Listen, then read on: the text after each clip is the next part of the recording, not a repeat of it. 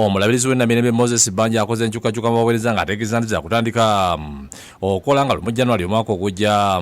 Bakutandika obuweereza bwabwe mu bifo gye batumiddwa nga lumu. Mu nkyukakyuka zino abadde ddiini wa lukiiko y'ennamirembe Reverend Kano Jonathan Kisawo Ssalongo awummudde n'asikizibwa Venerable Kiwanuka Mazinga abadde Ssaabadinkoni weegayaaza omulabirizi Banja akwasizza Kano Kisawo ebbaluwa emwebaza obuweereza.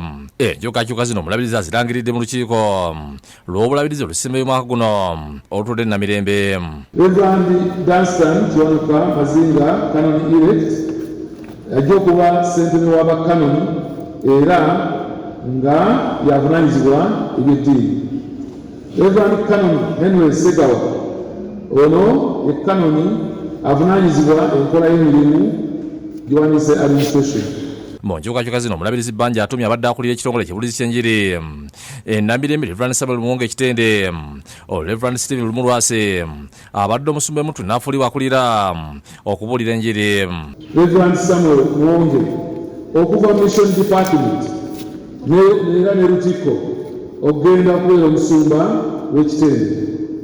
Reverend Sarah Harriet Lukwago Nakayenga okuva Ekiwoko Hospital Luweero ogenda okubeera assistant chaplain Mengo Hospital. Reverend Abraham Muyinda ajiddwa ku kifo kya Vicar wa Lukiiko y'ennamirembe n'atwalibwa okubira omusumba w'enkumba.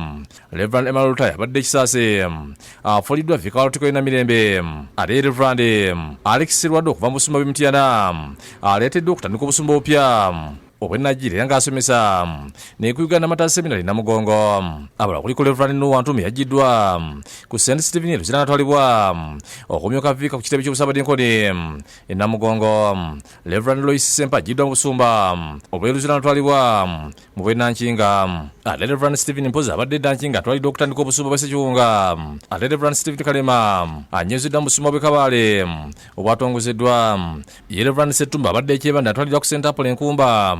Ate nga Reverend Christopher Kisaakye ajiddwayo malwe n'atwalibwa Ekitintale okutandika obusumba.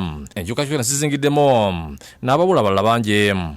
Okutuuzibwa kw'abakanoni abalondeddwa these elected canons wamu n'okuteekebwawo kw'abadiikoni bano balituuzibwa mu lukiiko y'omutukuvu Pawulo ennamirembe wamu n'okuteekebwawo kw'abadiikoni ku Sande nga 8 Desemba 2024 mu kusinza kw'essaawa ennya ez'okumakya. Download the app on App Store or Google Play Store now. Vision Digital Experience, the future of media.